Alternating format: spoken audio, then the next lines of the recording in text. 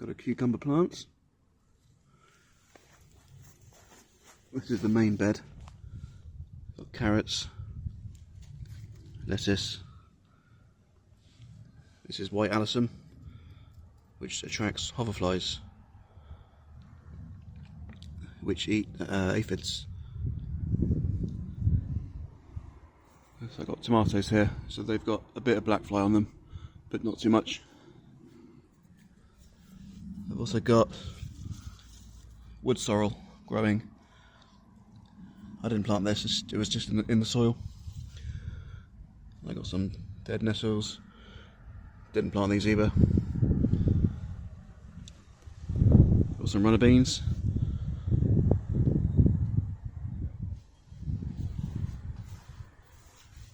There's the tomato. These are a plum tomato.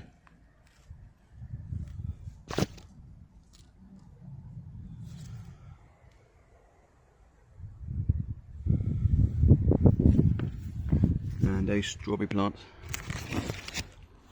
Got a couple left.